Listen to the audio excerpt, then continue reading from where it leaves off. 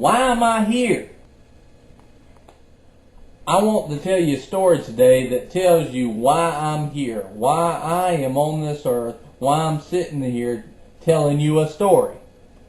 When I was 11 years old, I was mowing the grass one day and I was pushing the lawnmower and it ran out of gas.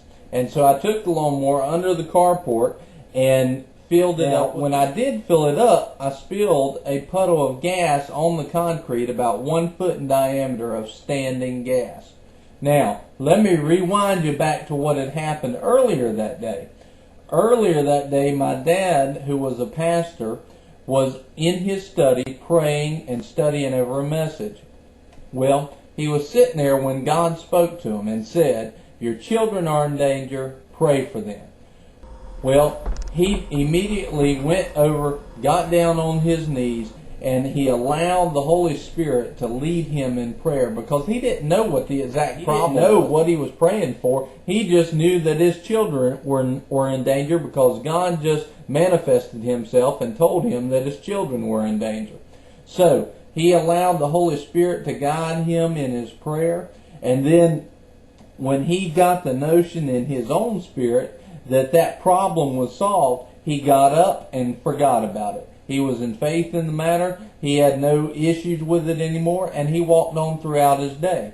Now let's fast forward back to that afternoon, and here I am under the carport, and I've got a puddle of gas on the ground. I've got the lawnmower that I filled up, still has the lid off, but its little tank is full. Then over here is the 2-gallon rectangle gas tank that's red and yellow, the old red and yellow rectangle gas tank. That had just been filled up and did have 2 gallons of gas. The remainder of that, minus what's on the carport and minus what's in the mower tank, is left in that tank, and it's open. So fumes are everywhere, and right here within arm's reach was a car with its fuel tank also. So I'm thinking, how do I procrastinate and put off mowing a little bit longer? So I go and I get me a pack of matches, and I go out and I decide the best way is to burn it. Now, I'm not being real wise. I understand that. You can go ahead and laugh if you want to. I took that match and I lit it.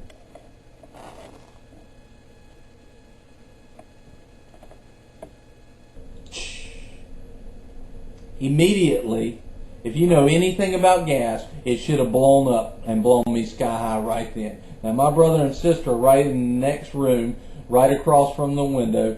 It did not blow sky high, and I took that match and I took it down to the puddle of gas, and when I touched the puddle, the match went out.